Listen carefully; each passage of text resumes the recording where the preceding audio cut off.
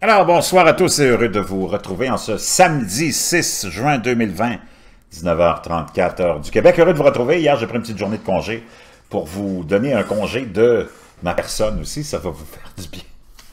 Non, mais j'avais des devoirs à faire pour les enfants. L'école se poursuit en ligne, donc c'est les parents qui sont maintenant en charge de tout ça, de superviser tout ça. Donc, il y avait un petit peu de retard, disons, chez les enfants. Il fallait que je m'occupe de tout ça. Heureux de vous retrouver. J'espère que vous allez bien.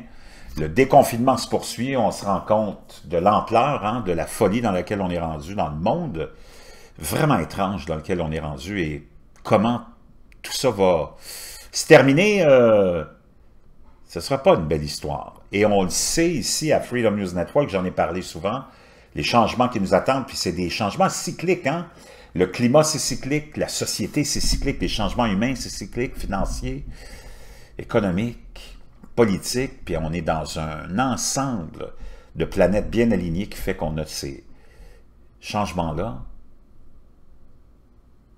qui se produisent simultanément, puis on n'est pas vraiment équipé pour y faire face, je peux vous le dire. Pendant ce temps-là, il y a plein de choses que j'ai à vous partager, mais il y a cette nouvelle-là qui m'a été envoyée par Salvatore, un abonné italien qui nous donne beaucoup d'informations, et que c'est lui qui nous renseigne sur ce qui se passe au Québec en plus, parce que il a vu ça sur la presse, et il m'a envoyé le lien. Imaginez-vous, parce qu'on en parle beaucoup de ces abeilles, depuis on pourrait dire une bonne dizaine d'années, intensément, avec toutes sortes d'histoires d'horreur, des difficultés de plusieurs pays à garder leur population d'abeilles, beaucoup de morts, beaucoup de pertes. Et là, on est en Montérégie, ici au Québec, puis il y a un apiculteur qui aurait perdu 600, l'équivalent de 600 ruches. Il pleuvait des abeilles. On va aller voir ça ensemble. Je vous laisserai le lien de l'article de la presse. Il y a une petite vidéo qui vous montre les abeilles tombées du ciel. Des abeilles mortes dans l'herbe, des butineuses qui tombent du ciel, des ouvrières qui tressaillent sur le sol. En l'espace de 10 jours, un apiculteur de la Montérégie a perdu près de 600 ruches. Il s'agit de l'une des pires hécatombes jamais recensées au sein d'un seul rucher au Québec. Une intoxication aiguë aux pesticides en serait la cause, croient les apiculteurs et apicultrices du Québec, syndicat, une autre bande de mafieux, qui représente les propriétaires de ruches de la province. Ça donne mal au cœur de toutes les voir par terre. Joël Laberge est d'une lignée d'apiculteurs de père en fils. Avec son père, il a inventé le miel crémeux, propriétaire de la miellerie Saint-Stanislas au sud de Valleyfield. Il devait se rendre au lac Saint-Jean avec ses ruches jeudi soir pour la pollinisation des bleuetières qui vient de débuter. Des apiculteurs ont loué environ 12 500 de ces ruches afin de produire ce petit fruit, parce qu'on sait qu'on a besoin de l'abeille pour la survie de tout ce qui vit sur Terre, entre autres, et qui dépend de la chaîne alimentaire. Lorsque M. Laberge s'est rendu dans l'un de ces sites où se trouvaient 200 ruches contenant 7 millions d'abeilles prêtes à être embarquées dans des camions, il a plutôt découvert des millions d'abeilles par terre, certaines mortes, d'autres tremblantes, comme un effet de Parkinson illustre-t-il. On voit ici M. Laberge. Imaginez un terrain de la grosseur d'un demi-terrain de football avec des insectes mortes tous les 3 pouces. En seulement quelques heures, environ 170 ruches sur 200 ont été décimées par ce mal étrange. Il pleuvait des abeilles des apiculteurs, elles tremblaient, elles n'étaient plus capables de voler, elles étaient dans un état de choc léthargique. Il estime qu'il parviendra seulement à envoyer entre 300 et 450 ruches pour la pollinisation des bleuets cette année. Lors du passage de la presse, il s'affairait à consolider les portions de colonies qui avaient survécu pour former de nouvelles ruches.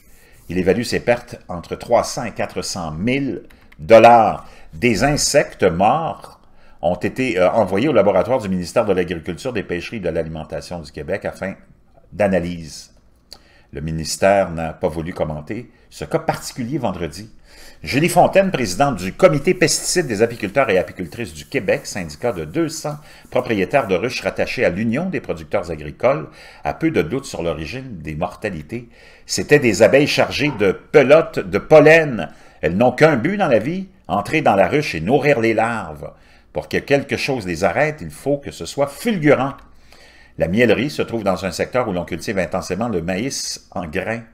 puisque les producteurs sont en pleine saison d'épandage. Mme Fontaine pense que les abeilles ont été intoxiquées par un effet cocktail de différentes molécules chimiques répandues dans les champs.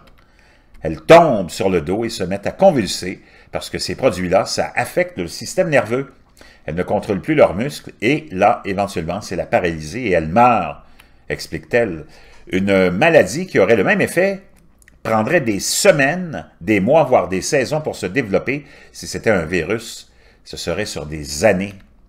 Le problème évalue Julie Fontaine a été amplifié par la sécheresse des dernières semaines. Assoiffées, les abeilles ont cherché à s'abreuver dans les champs de maïs, dans les petits réceptacles formés par les feuilles de maïs. On peut voir ici une image de ça. Elle explique que les plants de maïs suintent de l'eau qui peut contenir des insecticides issus des semences de la plante ou des herbicides issus des épandages. Les plants de maïs suintent de l'eau qui peut contenir des insecticides. On peut voir ici l'image. De son côté, Joël Laberge montre les producteurs qui ont décidé d'épandre des mélanges d'herbicides malgré des vents de près de 20 km. C'est vrai que depuis quelques jours, ils ventent énormément. Visuellement, ce sont tous des produits à faible toxicité, mais c'est le cocktail, le problème. Ils sont mélangés aux sécrétions des plantes. C'est comme de toutes petites tasses d'eau qui traînent dans le champ. Chaque épi de blé d'Inde fait comme une paille qui contient 4-5 gouttes d'eau. C'est cela qui est attirant pour les abeilles, explique-t-il.